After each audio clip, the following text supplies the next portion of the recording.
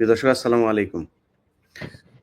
কিছুক্ষণ আগে আপনাদেরকে যেমনটি ঘোষণা দিয়েছিলাম যে আজকে আ আ আ আমাদের ছাত্রনেতা সমন্বয়ক জনাব হাসনাত আব্দুল্লাহ এবং সার্জিস আলম ২ জন গিয়েছিলেন অ্যাডভোকেট সাইফুল ইসলাম আলিফ তিনার জানাজায় অংশ নিতে এবং সেখান থেকে ফেরার পথে তাদের অ্যা গাড়িটিকে চাপা দেওয়া হয়েছে। তো তাদের সেই বহরে যে গাড়িটি ছিল সেই গাড়িটি দুমড়ে মুচড়ে যায়। আ কিন্তু তারা যে গাড়িটিতে ছিল সেই গাড়িটি মোটামুটি অক্ষত ছিল। একটু জানিয়ে রাখি যে যেই গাড়িটিতে তারা চাপা দিয়েছে সেই গাড়িটিতে হাসনাত আব্দুল্লাহরা যাওয়ার সময় গিয়েছিল। কিন্তু আসার সময় তারা গাড়িটি ভাগ্যক্রমে পরিবর্তন করে তারা অন্য আরেকটি গাড়িতে উঠেছে। আ যেই কারণে সেই গাড়িটিতে তারা ছিলেন না। এবং আ আরেকটি তথ্য যেটি জানলাম সেটা হচ্ছে যে ওই গাড়িটি যেটি দুমড়ে মুচড়ে গিয়েছে সেই গাড়িটির মালিক হচ্ছে এটি যেহেতু রেন্ট এ কারের গাড়ি, ওই গাড়িটির মালিক হচ্ছে এই জুলাই অগাস্ট অভ্যুত্থানের হত্যা মামলার একজন আসামি। তো আমরা সন্দেহ করতেই পারি যে এই ঘটনাটি আসলে কারা ঘটাতে পারেন। আমাদের সাথে হাসনাত আব্দুল্লাহ এবং সার্জিস আলম দুজনেই একই গাড়িতে আছেন। হাসান ভাই আপনাদের কাছ থেকে বর্ণনাটা শুনি আসলে কি হয়েছিল? আসলে ভাই আমরা আজকে আলিফ ভাইয়ের বাসায় যখন যাই সেটা হচ্ছে লোহাগড়ার একটা গ্রামে। তো আলিফ ভাইয়ের যে জানাজাতে অভূতপূর্ব সাড়া দিয়েছে মানুষ। এবং আপনারা যে জনসমাগম দেখেছেন, 3 কিলোমিটার পর্যন্ত বাইক এবং গাড়ি সেখানে ওই গ্রামে যায়। তো আমরা যাওয়ার সময় যে গাড়িটি দিয়ে আমরা যে গাড়িটি ব্যবহার করি, আসার সময় যেহেতু মানুষের অনেক বেশি ভিড় ছিল, আমরা আলাদা আলাদা ভাবে আসি এবং আসার সময় আমরা যাওয়ার সময় যে গাড়িতে গিয়েছি, আসার সময় আমরা অন্য গাড়িতে উঠেছি। আমরা তবে ৩টা গাড়ি, চিটাগং এর যারা সমন্বয়ক ছিল, চিটাগং এর যারা স্থানীয় ছিল এবং আমাদের টোটাল ৩টা গাড়ি ছিল। আমরা এই ৩টা গাড়ি দিয়ে আমরা যাই। তো আমাদের ইমিডিয়েট সামনে যে গাড়িটা ছিল, ওই সামনের গাড়িটাকে ট্রাক এমন ভাবে সামনে থেকে, যেটা হেড অন, যে অ্যাক্সিডেন্ট, এই হেড অন অ্যাক্সিডেন্ট হয়। তো সেক্ষেত্রে আমরা পরে যেটা জেনেছি, আমরা তাকে জিজ্ঞাসাবাদ করা হয়েছে বারবার। ড্রাইভার অসংলগ্ন তথ্য দিচ্ছিলেন, তার তথ্য এবং বাস্তবতার সাথে কোনো মিল ছিল না। উনি জানিয়েছিলেন যে উনি পণ্য খালাসের জন্য যাচ্ছেন, কিন্তু পণ্য খালাসের কোনো ধরনের যে স্লিপ থাকে বা কোনো ধরনের ডকুমেন্টস থাকে, এগুলো ছিল না। তো এবং দ্বিতীয় যে তথ্যটি সবচেয়ে বেশি স্পর্শকাতর, জুলাই অভ্যুত্থানের হত্যাকাণ্ডের আসামি হচ্ছে এই গাড়ির মালিক, যে গাড়ি বা ট্রাক, যে ট্রাকের মালিক এই উত্থানের আসামি। এখন সেই জায়গা থেকে আমরা এই বিষয়টিকে আমরা ইতিমধ্যে বিভিন্ন সময় আমাদেরকে হত্যা করার, প্রতিনিয়ত আপনারা দেখছেন আওয়ামী লীগ, যুবলীগ এবং আওয়ামী লীগের যে সেল, তারা প্রতিনিয়ত কিন্তু আমাদেরকে হত্যা করার, এগুলো ওপেন, তারা ঘোষণা দিচ্ছে, হুমকি দিচ্ছে। একটা বিষয় দেখেন, এত কিছুর পরেও আহ আমরা দেখেছি যে আহ বিগত ফেসিস্ট সরকারের সময় বঙ্গবন্ধু যাকে বলা হতো, যে শেখ মুজিবের 15ই আগস্টে যদি কেউ কালো ব্যাজ ধারণ না করতো, তাও তাকে পুলিশে ধরে নিয়ে যেত। কিন্তু আমরা দেখছি যে এই সময়ে যে আমাদেরকে একদম জনসম্মুখে সোশ্যাল মিডিয়াতে হত্যার হুমকি দেওয়া হচ্ছে, আমরা কিন্তু ওই ধরনের ধৈর্য শক্তি দেখাচ্ছি। আপনারা যদি আমাদের কমেন্ট সেকশনে যান, আমরা কিন্তু কমেন্ট সেকশন আমাদের উন্মুক্ত থাকে। আমরা কমেন্ট সেকশন কিন্তু আমরা বন্ধ করি না। অর্থাৎ তাদের যেই এক ধরনের সরাসরি এই যে হুমকি ধামকি, এই বিষয়গুলো কিন্তু আমরা দেখছি। এবং আমাদের যে ধৈর্য, আমাদের যেই অন্তত পরের মতের প্রতি যে সহিষ্ণুতাটা এবং দ্বিমতের যে সহিষ্ণুতাটা, সেই সহিষ্ণুতার উদারতা কিন্তু আমরা দেখাচ্ছি। আমরা প্রাণ ভয় আমাদের প্রতিনিয়ত রয়েছে, মৃত্যু ভয় আমাদেরকে প্রতিনিয়তই দেখানো হচ্ছে। কিন্তু এই মৃত্যু ভয়, প্রাণ ভয়, এই বিষয়গুলোকে আমরা পরোয়া করি না। আমরা এই পর্যায়ে এই যে এটি যদি হত্যার চেষ্টা হয়ে থাকে, এটি যদি কোনো ধরনের হত্যার চেষ্টার বিন্দু মাত্র কোনো ধরনের সংযোগ থেকে থাকে, আমরা যেটি করেছি, আইন শৃঙ্খলা রক্ষাকারী বাহিনী যারা রয়েছে, তারা তদন্ত সাপেক্ষে বিদ্যমান আইনে প্রয়োজনীয় ব্যবস্থা নিবেন।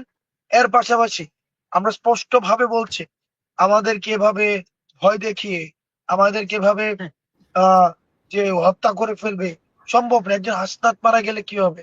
একজন সার্জিস মারা গেলে কিছুই হবে না, কিচ্ছু হবে না। একজন আমরা দেখেছি না যে আন্দোলনের সময় পুলিশ খুব দুঃখ করে বলছিল স্বরাষ্ট্রমন্ত্রীকে যে একটা গুলি লাগে, একজন পরে আবার আরেকজন উঠে দাঁড়ায় যায়। তো আমরাও একজন হয়তো মরে যাব, কিন্তু সমস্যা নাই, আরেক জায়গায় আরেকজন হাসনাত দাঁড়ায় যাবে, আরেকজন সার্জিস দাঁড়ায় যাবে, কোনো কিছু থেমে থাকবে না। আমরা এই অভ্যুত্থান পরবর্তী যে জীবনটা, এই জীবনটা একটা বোনাস জীবন। এই জীবনটা প্রত্যেকটা মুহূর্তের জন্য, প্রত্যেকটা মুহূর্তের জন্য আমরা সৃষ্টিকর্তার প্রতি কৃতজ্ঞ। আমাদের প্রাপ্তির কিছুই নাই। সৃষ্টিকর্তা আল্লাহর কাছে আমরা কৃতজ্ঞ। তবে আমাদেরকে ভয় দেখিয়ে আসলে লাভ নাই। কারণ শহীদের তামান্না নিয়ে আমরা রাস্তায় এসেছি। যতদিন না পর্যন্ত এই যে ভারতীয় আধিপত্যবাদ, এই যে ইসকনের যে উগ্রতা, আমাদের প্রতিনিয়ত যে দেশের মধ্যে একটা অস্থিতিশীল ষড়যন্ত্র, আওয়ামী লীগের ষড়যন্ত্র, বিদেশে বসে ষড়যন্ত্র অব্যাহত রেখেছে, সেটির বিরুদ্ধে আমাদের লড়াই সংগ্রাম অব্যাহত থাকবে। জি, সার্জিস ভাই, সার্জিস ভাই শুনছে তো না? হাসনাত ভাই, সার্জিস ভাই কি শুনছে আমার কথা? সার্জিস পিছনে কথা বলছে। আচ্ছা, সার্জিস ভাই, আপনার সাথে আপনাকে একটু শুনি। তার মাঝখানে হাসনাত ভাই, আমরা একটু ইসকনের বিষয়টা নিয়ে কথা বলতে চাই। আপনারা দেখছেন যে ইসকন যে সন্ত্রাসী কার্যকলাপ চালাচ্ছে, তো এই সন্ত্রাসীদেরকে আসলে মানে মোকাবেলা করার জন্য আমাদের পদ্ধতিটা আসলে এখন কি হবে? আজিজ ভাই, আপনার কাছ দিয়েই শুরু করি, শেষ করি। সেটা হচ্ছে যে ইসকনের পরিস্থিতি আপনারা দেখছেন সারা দেশে তারা কি ধরনের তাণ্ডব চালাচ্ছে। গতকালকে যে কায়দায় একজন মানুষকে জবাই করে হত্যা করা হয়েছে, এরপরেও মানে তাদের ব্যাপারে কি তাদেরকে সন্ত্রাসী সংগঠন হিসেবে চিহ্নিত করা, নিষিদ্ধ করার ব্যাপারে আপনাদের কোনো প্রক্রিয়া আছে কিনা?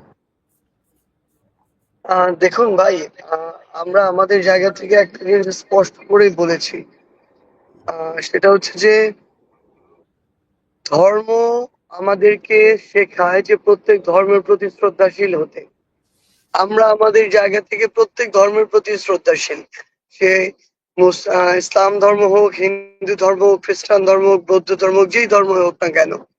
কিন্তু কোনো একটা ধর্মের নাম ব্যবহার করে কেউ যদি কোনো একটা উগ্রবাদী সংগঠন করে এবং সেই উগ্রবাদী সংগঠনকে ব্যবহার করে মানুষকে প্রকাশ্যে দিবালোকে জবাই করে হত্যার মতো নৃশংস ঘটনা ঘটায়, তাহলে সেই উগ্রবাদী সংগঠনের অস্তিত্ব কখনো আমরা সমর্থন করতে পারি না।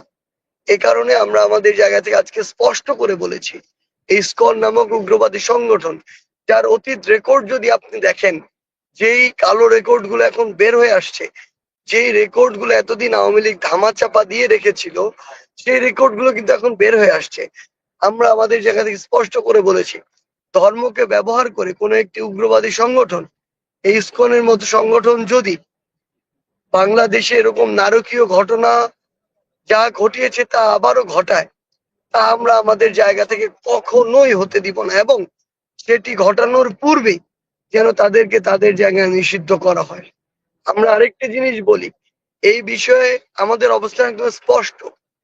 যারা আমাদের সনাতন ধর্মাবলম্বী ভাইরা রয়েছেন, হিন্দু ধর্মের ভাইরা রয়েছেন, তারা আমাদের ভাই।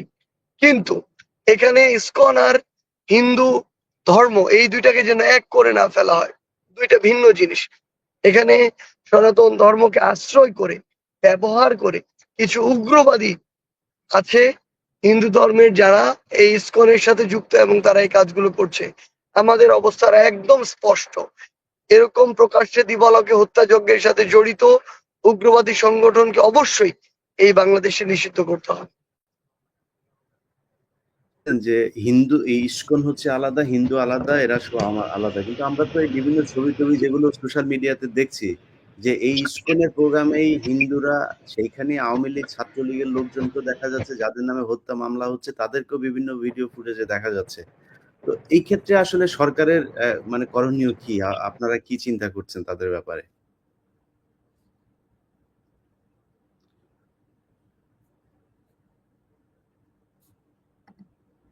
সাজিস ভাই, আপনার ইয়েটা অফ। ভাই আবার যদি একটু বলতেন।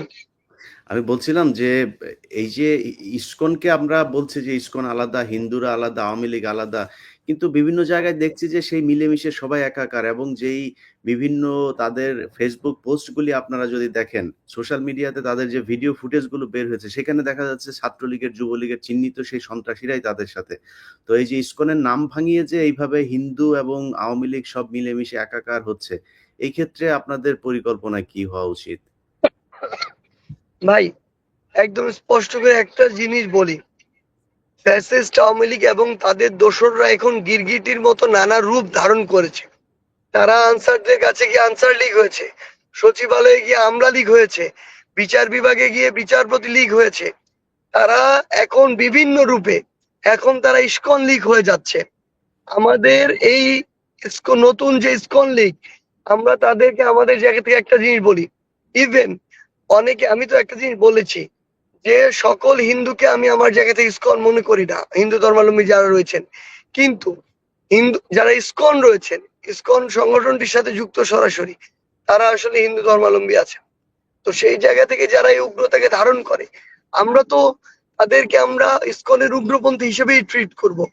এবং যে সকল ভণ্ড সুবিধাবাজ আওয়ামী লীগের দোসররা যারা এখন ইস্কন লীগে রূপান্তরিত হয়েছেন, তাদের ক্ষেত্রে একই কথা প্রযোজ্য। তাদের ক্ষেত্রে তাদেরকে আসলে আমরা আমাদের জায়গা থেকে আইন শৃঙ্খলা রক্ষাকারী বাহিনী এবং বিচার বিভাগকে আরেকটু অ্যাক্টিভ প্রত্যাশা করি। আমরা এই ঘটনা তো 5ই অগাস্টের পরে বাংলাদেশে এরকম প্রকাশ্যে দিবালোকে একজনকে জবাই করে হত্যা করা হবে, এটা কিভাবে সম্ভব? এটা তো আমাদের কল্পনার মধ্যেও ছিল না। সেই জায়গায় যে রূপেই হোক, যেভাবেই হোক, যেই ধর্মের পরিচয় হোক না কেন, যা কিছু ব্যবহার করে হোক না কেন, যে এই হত্যাকাণ্ডের সাথে জড়িত, যারা উস্কানি দিয়েছে, এখন দিচ্ছে, তাদের সবাইকে দ্রুত বিচারের আওতায় এনে এই যে একটি অপ্রত্যাশিত নৃশংস ঘটনা, এটির একটি মীমাংসা এবং দৃষ্টান্তমূলক শাস্তির ব্যবস্থা করতে হবে। জি, ধন্যবাদ। ভাই আপনারা দুজনই খুবই ক্লান্ত দেখা যাচ্ছে। বিশেষ করে হাসনাত ভাইকে খুবই ক্লান্ত দেখা যাচ্ছে। আপনাদের কাছে আমার একটা অনুরোধ থাকবে হাসনাত ভাই, যে আপনারা এই যে এখন যে রাতের বেলায় যে এত রাতে আপনারা গাড়িতে করে ঢাকায় ফিরছেন, এটা আমার কাছে পছন্দ হয় নাই। এই বিষয়গুলোতে আপনাদেরকে আরো সতর্ক হতে হবে এবং যারা এই ফ্যাসিস্ট সরকারের বিরুদ্ধে, এই সন্ত্রাসী ইসকন, সন্ত্রাসী আওয়ামী লীগ, এদের বিরুদ্ধে এবং কিছু হিন্দু সংগঠন, আমি কালকে একজনের একটা ইমেল পেয়েছি ভাই, ওদের ইসকনের চাইতেও ভয়ঙ্কর কিন্তু হচ্ছে এই যে হিন্দু জাগরণী জোট নামে একটা নতুন যে সংগঠন, তাদের ইদানিং খুব দেখা যাচ্ছে। কালকে একটা সন্ত্রাসী আপনার এই যে মিডিয়াতে বক্তব্য দিয়েছে সেই জোটের সম্ভবত একজন মুখপাত্র। তো এদের ব্যাপারে আমার মনে হয় আহ, আপনাদের অনেক বেশি হওয়া দরকার। আমি সেই 2019 সালে আমার একটা ডকুমেন্ট ছিল, সেখানে আমি দেখিয়েছিলাম যে এরা কিভাবে সংঘবদ্ধভাবে সেই তাদের নিজেদের ট্রান্সপোর্টেশন আছে, নিজেদের ওয়্যারলেস সুবিধা আছে, তাদের অস্ত্র আছে, সবকিছুই তারা খুব পরিকল্পিতভাবে এই দেশে সন্ত্রাসী কার্যক্রম চালানোর জন্য করছে। তো আমার মনে হয় আপনারা যখন রাতের বেলা বা দিনের বেলা যখন যেখানে যান, যেই জেলাতে যান, সেই জেলার পুলিশ সুপারকে ইনফর্ম করা এবং তারপরও নিজেদের কিছু ইহেও রাখা। কারণ ইসকন যে পরিমাণে প্রশাসনে তাদের লোক ঢুকিয়েছে, কাকে বিশ্বাস করবেন সেটা নিয়েও আসলে একটা সন্দেহ রয়ে গেছে। হাসনাত ভাই, যদি কিছু বলতে চান আপনি বললে আমরা শেষ করি। তো আমরা যেটা বলতে চাই সেটা হচ্ছে যে বাংলাদেশে যদি কেউ থাকে, তাকে বাংলাদেশি হিসাবেই থাকা উচিত। বাহ্যিক ভাবে বাংলাদেশি আর মানসিক ভাবে ভারতীয়, এইভাবে আসলে বাংলাদেশে এক ধরনের দ্বৈত মানসিক অবস্থা নিয়ে থাকা খুবই ডিফিকাল্ট। সেজন্য আমার সনাতন ধর্মের যে ভাইয়েরা রয়েছেন, আমরা তাদের বা আমরা সবার ধর্মীয় সম্প্রীতিতে আমাদের পূর্ণ সমর্থন রয়েছে। এখানে একটা বিষয় গুলিয়ে ফেলা হয় যে ইসকন বিরোধিতা মানেই কিন্তু হিন্দু বিরোধিতা নয়। যারা সনাতন ধর্মের রয়েছে, হিন্দু একটা ধর্ম, এটা নিজস্ব কালচার রয়েছে, তাদের নিজস্ব হচ্ছে রিচুয়ালস রয়েছে, সবকিছুই সেটা তারা তাদের মতো করে পালন করবে এবং সেটা পালনের ক্ষেত্রে রাষ্ট্র রাষ্ট্রীয় ব্যবস্থা থেকে তাদের সম্পূর্ণ নিরাপত্তার ব্যবস্থা করবে। আমরা আমাদের জায়গা থেকে সহায়তা করব, আমাদের এই পারস্পরিক বোঝাপড়া থাকবে। আমরা কিন্তু এই যে যে যে কৃষ্ণ, যে চিন্ময়কে ধরা হয়েছে, উনি কিন্তু হিন্দু বলে ওনাকে ধরা হয়নি। উনি ধর্মীয় উগ্রবাদী এবং রাষ্ট্রের মধ্যে রাষ্ট্রদ্রোহিতার অভিযোগে ওনাকে ধরা হয়েছে। তো সুতরাং বাংলাদেশে বসে বিদেশের কোনো ষড়যন্ত্র এখানে বাস্তবায়নের পথ হতে অন্তত আমরা করে দিব না। অন্তত আমরা বেঁচে থাকতে সেই সুযোগ কোনোভাবে আমরা দিব না। 2 নাম্বার বিষয় হচ্ছে যে পার্শ্ববর্তী দেশ যে ভারত, আমরা আমাদের মানে যে ছোটবেলা থেকে আমরা দেখছি যে তাদের সাথে বাংলাদেশের যে সম্পর্ক, এই সম্পর্কটি কিন্তু ন্যায্যতার ভিত্তিতে গড়ে ওঠেনি। এই সম্পর্কটি হয়েছে আপোষের ভিত্তিতে। এই সম্পর্কটি হচ্ছে ঢাকায় ক্ষমতা টিকিয়ে রাখার জন্য দিল্লিকে কিবলা বানিয়ে রাখা হয়েছে। দিল্লিকে সবসময় হচ্ছে এক ধরনের মেরুদণ্ড বর্গা দিয়ে ঢাকার হচ্ছে বঙ্গভবন বঙ্গভবনে ক্ষমতায় দখল দখল করে রাখা হয়েছে। আমরা সেই আমাদের ২৪ পরবর্তী বাংলাদেশে এই দিল্লিকে ক্যাপলা বানিয়ে বাংলাদেশ শাসন করবে এই সুযোগ আর নেই। সেজন্য আমাদের ভারতের সাথে সম্পর্ক হবে ন্যায্যতার ভিত্তিতে। সেই ন্যায্যতার জায়গা থেকে ভারত যেহেতু খুনি ফ্যাসিস্ট শেখ হাসিনাকে আশ্রয় দিয়েছে, আমরা চাই এবং আমাদের দেশে যে ষড়যন্ত্রগুলো হচ্ছে সেই ষড়যন্ত্র কিন্তু ভারতে বসেই হচ্ছে।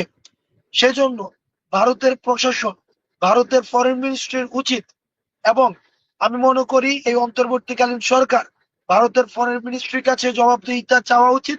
কেন তারা এই আওয়ামী লীগ সরকারকে, যে সরকারকে জনগণ সিদ্ধান্ত নিয়েছে যে তারা এই দেশে থাকবে না, এই সরকারকে কেন তারা হচ্ছে সহায়তা করছে, এই বিষয়ে বাংলাদেশের উচিত ফরেন মিনিস্ট্রির হচ্ছে জবাবদিহিতা চাওয়া।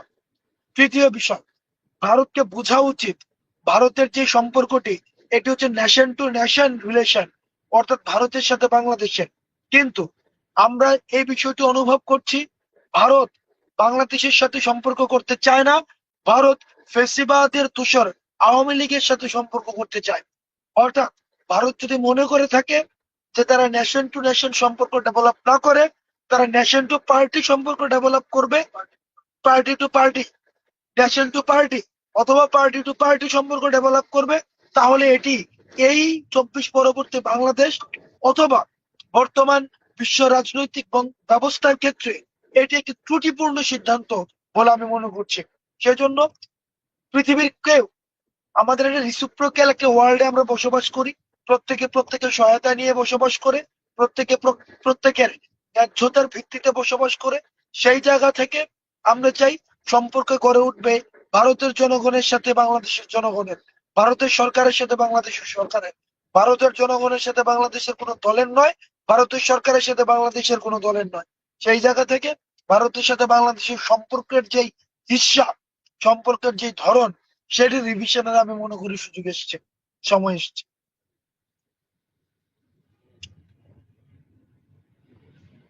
হাসনাত ভাই ধন্যবাদ। জি, হাসনাত আব্দুল্লাহ ভাই এবং সার্জিস আলম সহ নাহিদ ইসলাম এবং আসিফ ভাই আরো যারা ছাত্র আন্দোলনে অংশ নিয়েছিলেন, অনেকেরই নাম বলতে গেলে সময় লাগবে। আপনাদের সবার কাছে অনুরোধ থাকবে, ছাত্র আন্দোলনের পর থেকে আমি অনেকের কথা শুনেছি, বিশেষ করে ওই যে হাসানুল হক ইনুকে যেদিন আপনার করা হলো, তার আপনার অন্ডকোষে আপনারা জানেন, এই সরি ওর নাম কি, বিচারক মানিক, তার অন্ডকোষে যেদিন লাথি মারলো একজন, এবং এই লাথিটা যে মেরেছিল সেই ছেলেটা সেদিন পদ্মা সেতুর ওই পারে গিয়ে গাড়ি দুর্ঘটনায় মারা যায়। এরকম বেশ কয়েকজনের কথা শুনেছি যে গাড়ি দুর্ঘটনায় মারা গিয়েছে। অতএব আপনাদের সবার কাছে অনুরোধ থাকবে যে আপনারা একা একা চলাফেরা করবেন না, রাতে চলাফেরা করবেন না। আল্লাহর ওয়াস্তে আমি সেই 2019 সাল থেকে বলছি, ইসকনকে আপনারা এখন যতটুকু মনে করছে তারা আরো এর চেয়ে ভয়ঙ্কর। অর্থাৎ তাদের ব্যাপারে খুব সাবধানে চলতে হবে, মুসলমানদেরকে চোখ কান খোলা রাখতে হবে, এবং হিন্দুদের কাছে অনুরোধ থাকবে ভাই আপনারা ষড়যন্ত্র করা বন্ধ করেন। এই কি বলে সনাতন জাগরণী জোট, হিন্দু মহাজোট থেকে যারা যারা আছেন, যারা এখন এই হিন্দুত্ববাদী দেশ বানাইতে চান, আপনাদেরকে বলি যে বাংলাদেশের এই ওই পারে পশ্চিমবঙ্গে যান, যাওয়ার পরে দেখবেন বাথরুম করার জায়গা নেই, পায়খানা করেন নাই, আপনারা অনেক ভালো আছেন। অতএব এই দেশে আপনাদেরকে কেউ ধর্মীয় কারণে করে না, আপনাদেরকে আক্রমণ করে না, মারধর করে না, নির্যাতন করে না। সো আমরা শান্তিতে বসবাস করি, একটু শান্তিতে দেশটাকে চলতে দেন। সবাই ভালো থাকবেন। আল্লাহ হাফেজ।